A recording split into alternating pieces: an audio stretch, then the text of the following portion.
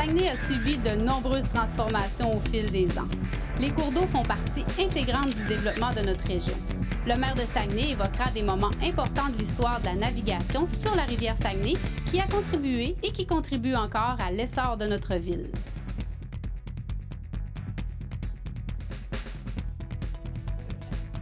Alors bonjour, aujourd'hui, on parle de la rivière Saguenay. Alors, on va ensemble comprendre que la rivière Saguenay, c'est le cœur de la colonisation, du développement du Saguenay-Lac-Saint-Jean. C'est facile à comprendre. Il n'y avait pas de route, il n'y avait pas de train. Alors, la seule façon de venir observer un peu le décor, le paysage, d'essayer de comprendre ce qu'on pouvait faire ici, c'était d'emprunter le Saguenay. C'est Jacques Cartier lui-même qui souligne que le nom de la rivière Saguenay, il ne l'écrivait pas comme on l'écrit aujourd'hui, mais il l'avait appris, lui, des Indiens qui eux-mêmes appelaient la rivière Saguenay. Saguenay, ça veut dire là où l'eau sort. Mais souvent, on a pensé que les gens, les Indiens particulièrement, qui étaient dans le fleuve Saint-Laurent, qui voyaient arriver l'eau tout à coup, ces gens-là disaient là où l'eau sort, hein? Mais c'est... L'histoire nous corrige. Les historiens nous disent c'est pas vrai ça. Puis c'est logique ce qu'ils disent. Regardez bien ce qu'ils disent. Ils disent les Indiens disaient quand on empruntait la rivière Saguenay, l'eau sort de partout. Hein? C'est vrai, là, si vous prenez la rivière Saguenay, vous allez voir de l'eau qui arrive de toutes les rivières. Juste ici, dans Chicoutimi, là, on a la rivière Chicoutimi, Jonquière, on a la rivière aux Sables, la baie, la rivière à Mars, mais c'est comme ça partout, là. Faites le Saguenay. Alors, quand ils se retrouvaient dans cette rivière-là, ils disaient là où l'eau sort, l'eau arrivait... D'habitude, une rivière, l'eau arrive d'en haut, puis c'est fini. Mais ici, l'eau arrive de partout. Donc, ils appelaient ça Saguenay. Alors, puis Chicoutimi, jusqu'où l'eau est profonde. Parce que la navigation, elle devait nécessairement s'arrêter ici. La navigation importante.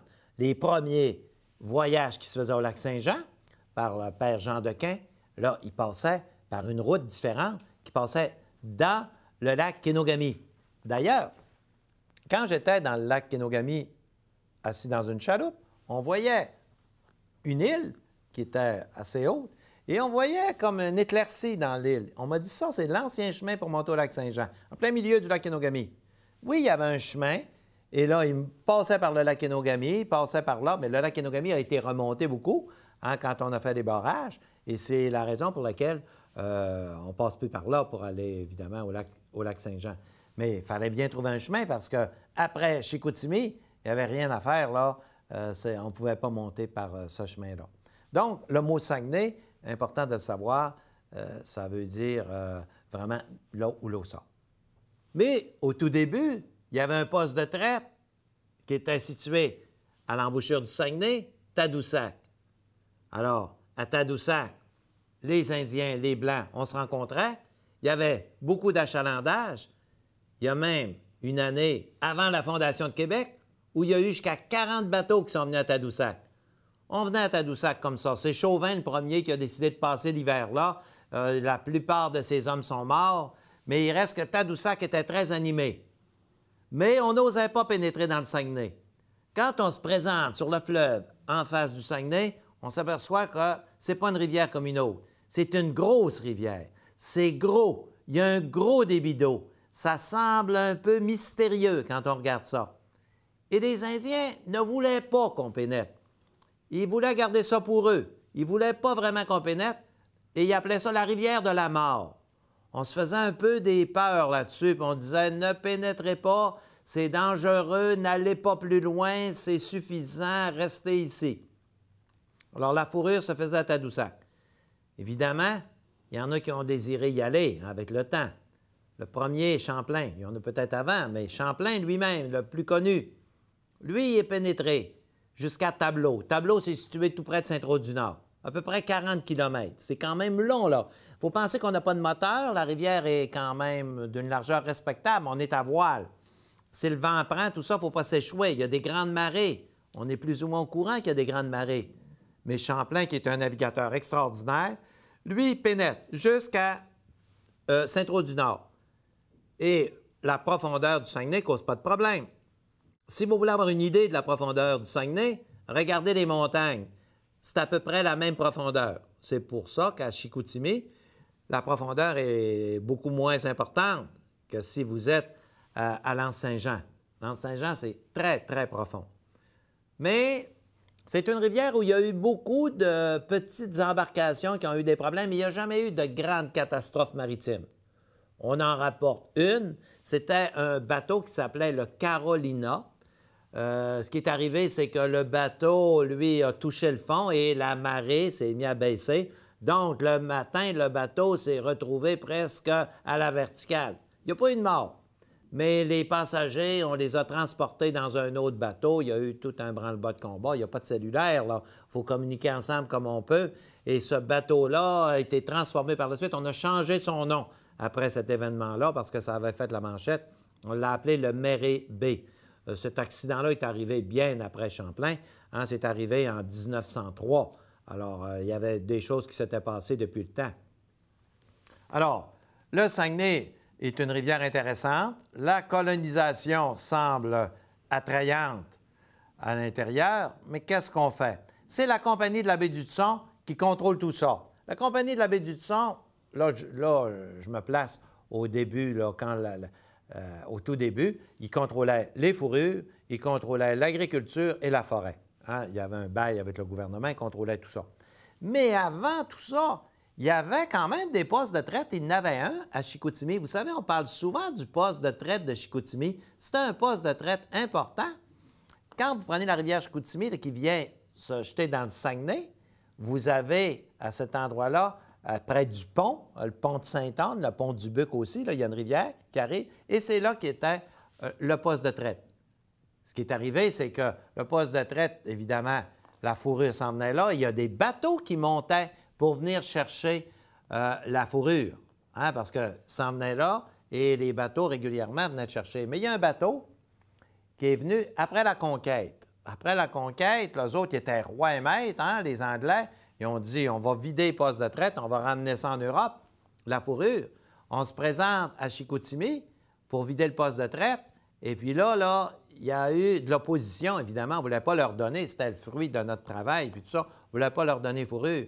Puis ce qui me fait plaisir un peu, là, c'est que la personne qui a combattu le plus, le chef, là, pour pas que les Anglais prennent la fourrure, il s'appelait Jean Tremblay. Alors, j'étais content de voir qu'il était courageux comme ça. Alors, il s'est battu, mais il a perdu. Il a perdu, hein, il n'était pas assez nombreux, et le bateau, c'était un gros bateau quand même qui venait chercher tout ça. Les bateaux vapeurs sont arrivés un peu là, après, et je dois vous dire qu'il est arrivé un bateau vapeur dans le Saguenay, et ça a fait peur aux Indiens. Ils ont vu arriver ça, ils ont dit « Venez voir ça, il y a une maison qui brûle et qui flotte sur le Saguenay. » C'est sûr que quand tu vois ça pour la première fois, tu es habitué de voir des bateaux à voile, tu vois une maison, ça ressemble un peu à une maison, un bateau, avec la fumée qui sort. Alors pour eux, il y avait une maison qui brûlait sur le Saguenay. Donc, vous savez que le Saguenay, ici, a été colonisé à partir de 1838. Mais 1838, là, il y a eu il y a tout un scénario, là, parce qu'à ce moment-là, c'est la Compagnie de la baie du Tson qui détient le bail et qui, elle, est la seule qui peut faire la fourrure, l'agriculture et la forêt. Mais on accepte que ces gens-là viennent pour s'établir pour le bois, mais pas l'agriculture et pas la fourrure. Vous n'avez jamais entendu dire que nos ancêtres faisaient un commerce de fourrure important. Pourtant, dans ceux qui sont arrivés, là, les premiers, les 21, il y avait des gens qui étaient des experts dans la fourrure. Mais en arrivant ici, on ne pouvait pas faire ça. Donc, ces gens-là arrivent à Grande-Bay en 1838, mais là, quand ils arrivent, ils viennent d'où, ces gens-là? Ils viennent principalement de Baie-Saint-Paul et de Grande-Bay.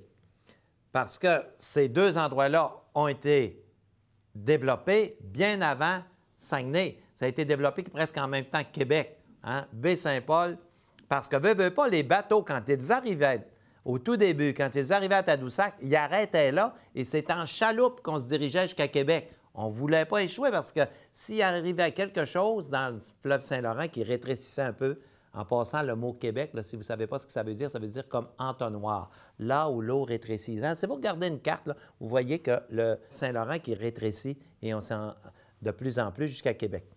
Alors, c'est ça que ça veut dire, le mot Québec, comme le mot Tadoussac veut dire mamelon, parce que quand tu es dans le fleuve Saint-Laurent et que tu regardes Tadoussac, tu y vois comme deux mamelons. Alors, les gens s'en viennent de la Malbaie et de Baie-Saint-Paul, et ces gens-là, Malbaie puis Baie-Saint-Paul, ils sont toujours un peu chicanés. Vous savez, la chicane, là, ça fait partie de l'histoire du Québec. Là, hein? Il y en a eu partout. Alors, les gens de Baie-Saint-Paul, Malbaie, c'est pour ça qu'on dit Bagotville, Grande-Baie, là, parce que Port-Alfred n'a pas existé tout de suite. Là. Bon, bien, ces gens-là, là, il y a une gang qui s'en va à Grande-Baie, puis il y a une gang qui s'en va à Bagotville. Puis c'est comme pas. C'est la gang de Malbaie puis de Baie-Saint-Paul, et l'entente est plus ou moins bonne entre eux. Quand ils arrivent ici, ils arrivent en bateau, ils s'établissent à Grande-Baie. Mais à Grande-Baie, je ne sais pas pourquoi, là, mais il y a tellement de mouches. Il y a des mouches, c'est inimaginable. Et encore aujourd'hui, hein, on est obligé à chaque année d'envoyer nos avions. La Ville fait ça. Envoyer nos avions pour éliminer les mouches. À Grande-Baie, il y aurait trop de mouches. Et quand je suis arrivé, moi, comme maire, après la fusion, on m'a dit qu'il faut payer pour envoyer des avions. J'ai dit, pourquoi envoyer des avions à Grande-Baie, pas de l'envoyer ailleurs? Pourquoi on n'enverrait pas la Kenogami tant qu'à ça? On en envoyait ailleurs. Et on dit, non, tu connais pas ça, là. Ils m'ont bien expliqué. Les mouches à Grande-Baie, si tu n'envoies pas d'avion, tu ne vis pas là, c'est inimaginable. C'est propice à ça. Alors, effectivement, dans ces années-là, il n'y avait pas de moustiquaires. Ils ont connu des années difficiles. C'est la compagnie de la baie du Thon qui détient tout ça, mais il y en a quand même qui trichent un peu. Hein? Il y en a qui vont faire de l'agriculture, ils disent que c'est leur jardin. Il y a eu un peu de... C'est normal, hein? Ces gens-là voulaient manger, voulaient vivre. C'est parce qu'il y a eu une crise agricole. Ça n'a pas été bon à la Malbaie puis à Baie-Saint-Paul. Et c'est pour ça qu'on désirait venir ici. Ça faisait longtemps qu'on désirait venir ici. Là. Il y a eu des pétitions de signés. On voulait développer le Saguenay. Et ces gens-là, à Grande-Baie, puis à Baie-Saint-Paul et à Malbaie, ils vivaient pauvrement. Puis ils disaient, on a un beau territoire à développer. On a de grandes familles. Hein? Il y était 18-20 dans une famille. On n'a pas la terre qu'il faut pour le développer. Ce n'est pas les plus belles terres agricoles hein, à Baie-Saint-Paul et à Malbaie. Pourquoi on n'irait pas développer le Saguenay? Alors là, on ne pensait pas tout de suite au lac Saint-Jean. Le lac Saint-Jean est arrivé pas longtemps plus tard. Mais quand même, c'est intéressant.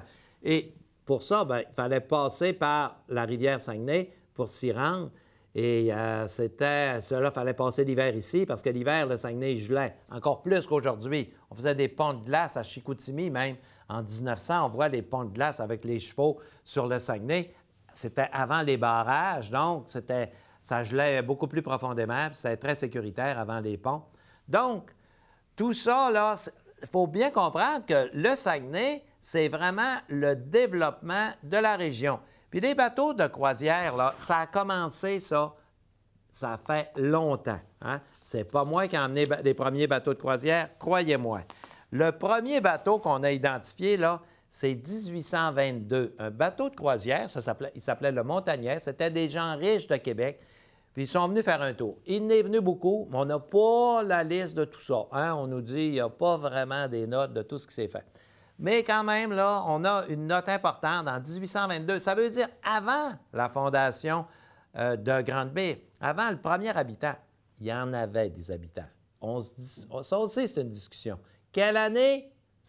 Chicoutimi, Grande-Baie, tout ça, ça a été fondé. Il y a des discussions là-dessus, ce n'est pas unanime. Vous savez que tout le monde va vous dire 1842, Chicoutimi a été fondé par Peter McLeod. C'est vrai. Mais avant, il y avait du monde. Le poste de traite, il y avait une chapelle, il y avait du monde avant. On ne considère pas ça comme la fondation, mais il y avait du monde. Donc, c'était toujours la question maritime qui était importante. Il y a eu des bateaux de croisière. Le premier bateau de croisière à venir régulièrement, 1840. Donc, le premier bateau de croisière est arrivé en même temps que Grande-Baie. Mais il n'y avait pas le goût d'aller faire des croisières, ceux qui arrivaient à Grande-Baie. C'était pas riche, là. Hein? Aujourd'hui, on parle de croisière comme étant quelque chose, on part en vacances, c'est luxueux, c'est beau.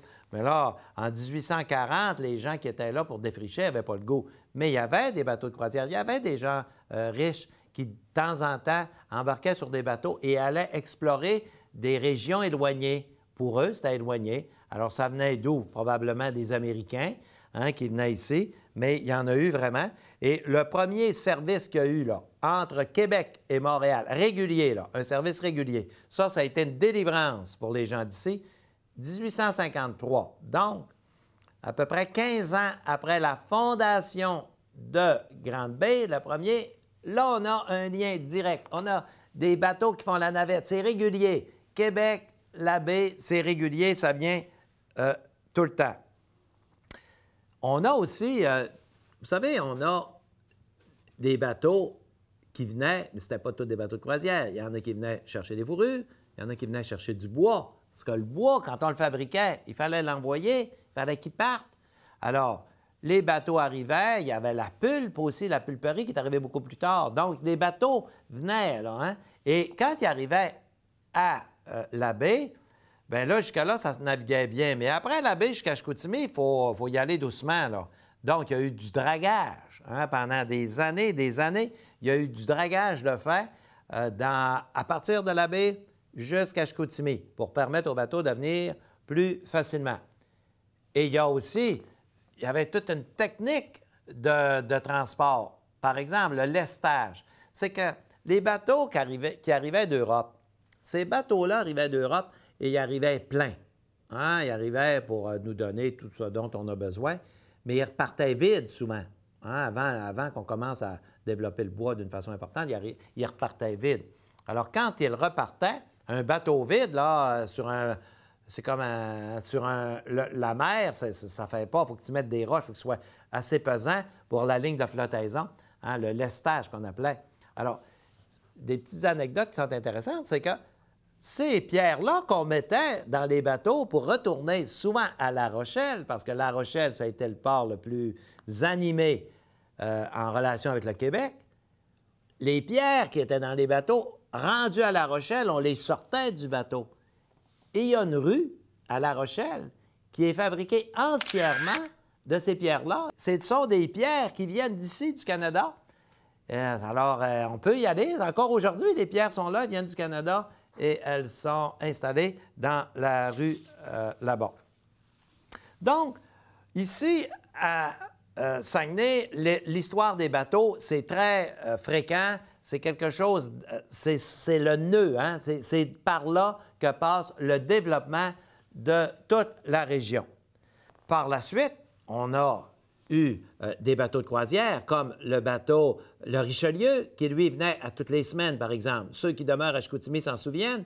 Il y en a d'autres qui venaient à la baie. Le Richelieu aussi pouvait arriver à la baie de temps en temps. Il y avait le Saint-Laurent, le Richelieu. Alors, ces bateaux-là venaient... Ça, c'était des vrais bateaux de croisière. On appelait ça les bateaux blancs parce qu'effectivement, ils étaient toujours tout blancs. Encore aujourd'hui, la plupart des bateaux sont blancs. Mais je me souviens, même moi, quand j'étais jeune, on avait un chalet à Saguenayville. Saguenayville, c'est tout près du Parasol.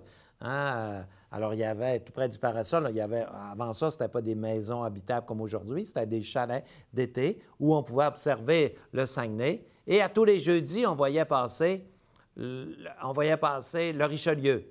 Alors, et effectivement, on voyait aussi passer beaucoup de bateaux qui emmenaient toutes sortes de marchandises à Chicoutimi. Il y a des entrepôts qu'on avait sur le port et qu'on en a un encore. Là, vous voyez l'entrepôt. Alors, ça se remplissait de biens pour l'hiver, du sel mettre dans les rues, du charbon, de toutes sortes d'affaires qui venaient dans cet entrepôt-là parce que l'hiver, il n'y avait plus de transport. Aujourd'hui, le Saguenay, il y a du transport à l'année. C'est spectaculaire de voir le brise-glace qui monte sur les glaces, qui brise ça, parce que les bateaux de Rio Tinto, ça passe à l'année sur le Saguenay. Ils vont jusqu'à leur port à l'année. Mais dans ce temps-là, effectivement, dès qu'arrivait le mois d'octobre, la navigation s'arrêtait et puis il n'y avait pas de navigation l'hiver. Donc, le port de Chicoutimi était le port le plus animé qu'à la baie, parce qu'à la baie, c'était le port de Rio Tinto aujourd'hui. Là. Dans ce temps-là, c'était l'Alcan. Ça, c'était un port animé, mais il était destiné seulement à l'Alcan. Mais pour le reste, ça venait jusqu'à Chicoutimi. Il faut dire que les bateaux de ce temps-là étaient plus petits. Mais il est arrivé aussi le fait que on s'est dit, le parc des Laurentides est fait, le train, hein, on peut venir ici en train, on peut encore venir en train, c'est très c'est populaire pour la marchandise en tout cas. Et ça prenait quand même un port plus développé. Alors, là est arrivé un député qui s'appelait Marcel Dionne. Marcel Dionne dit « Il faut avoir notre propre port et celui de Chicoutimi, ça ne fonctionne pas. Les bateaux plus gros ne peuvent pas s'y rendre. Il n'y a pas d'avenir à Chicoutimi dans le domaine maritime. » Alors, ça prenait donc un port beaucoup plus commercial, organisé, comme dans toutes les villes. Alors, Marcel Dionne rencontre, dans ce temps-là, c'était Pierre-Éliott Trudeau qui était au pouvoir. C'était le ministre Lalonde qui était responsable de ça. Et le ministre Lalonde lui dit, écoute, on ne peut pas construire un port quand il n'y a pas de demande. Il n'y a pas de demande. Mais Marcel Dionne dit non, ça prend de la demande. La demande va être là, puis après, c'est-à-dire le port va être là, puis la demande va suivre. Effectivement, il obtient 20 millions dans ce temps-là pour construire le port de Grand-Anse. Le port de Grand-Anse, aujourd'hui, c'est un port extraordinaire parce qu'il est isolé. Hein? Les maisons les plus proches sont à 7 km. Il y en a peut-être une là, qui est entre les deux, mais les autres, c'est 7 km. Donc, c'est un port appelé à se développer beaucoup. Le train peut maintenant s'y rendre. C'est donc le port principal qui sert au développement commercial de la région. Parce qu'à partir du port de Grand-Anse, tu peux aller partout au Lac-Saint-Jean, chez Bougamau, tu peux aller partout. Alors, c'est le lien qui nous permet de nous y rendre. Tandis que Rio Tinto, eux autres s'en vont à la baie avec leur voie ferrée qui s'appelle Roberval-Saguenay, mais qui appartient à Rio Tinto. Puis les voies ferrées aussi appartiennent à Rio Tinto. Et ça coûte une fortune, ces voies ferrées-là. Parce que la voie ferrée, là, qui part d'Alma, ça s'en va au port, parce qu'ils ont une usine à Alma, à Rio Tinto. Ils passent un petit bout sur l'océan, là, mais ils s'en vont à la baie. Alors, cette partie de train-là, il faut passer dessus pour ensuite s'en aller à Grand-Anse. Parce que Grand-Anse, là, vient faire le lien entre Roberval-Saguenay et Grand-Anse.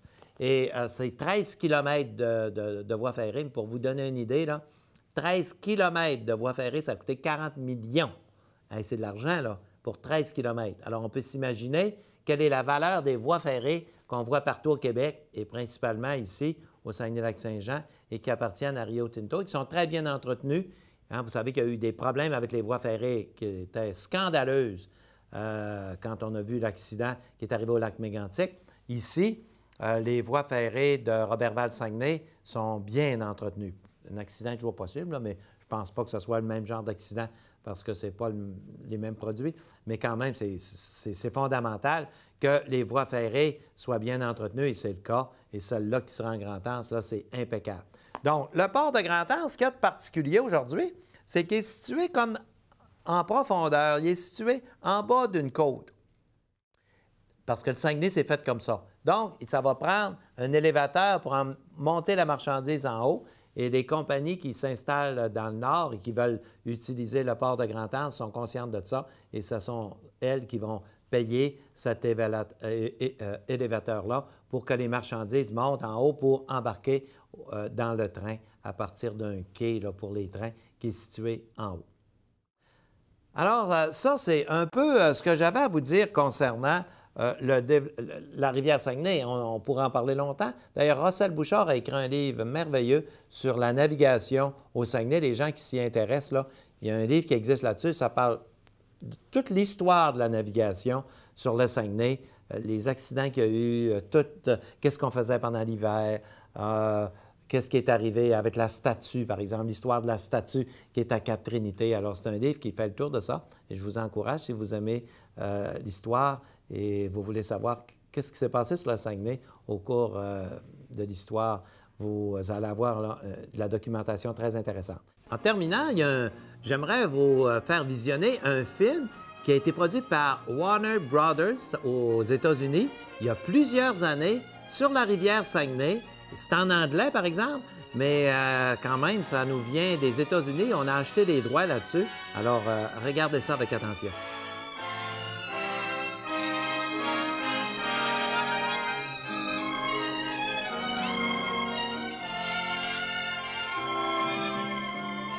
Quebec, the capital city of the historic St. Lawrence, and the guardian gateway to the long-forgotten kingdom of the Saguenay.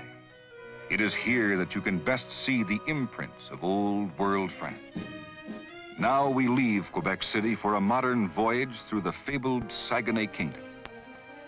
It all started when Donnacona, chief of the Algonquins, built Jacques Cartier and the French government into believing that a fabulous kingdom of riches existed beyond the deep and mysterious Saguenay River.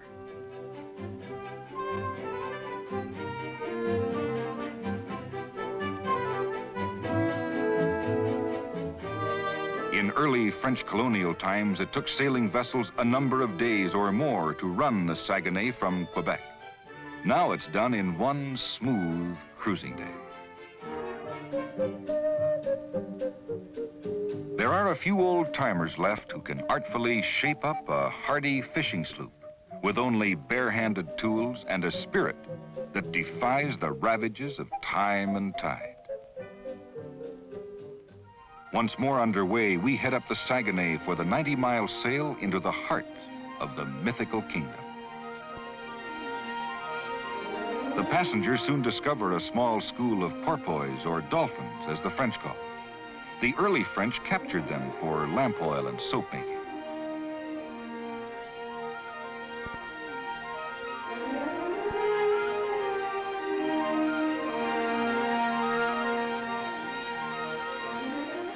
The Saguenay is North America's most unique waterway.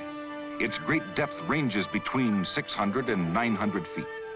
In places, the sheer granite walls rise 1,800 feet high out of the water and create an eerie, reverberating effect with the ship's whistle.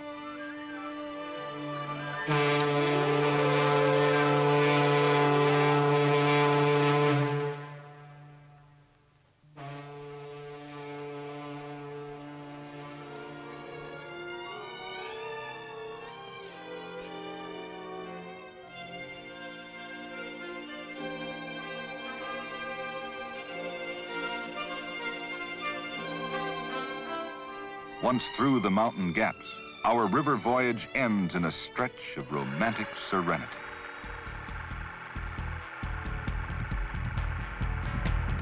Vous voulez apporter un commentaire sur l'émission, faire des suggestions, poser des questions au maire? Écrivez-lui à saguenayconstruit@ville.saguenay.qc.ca.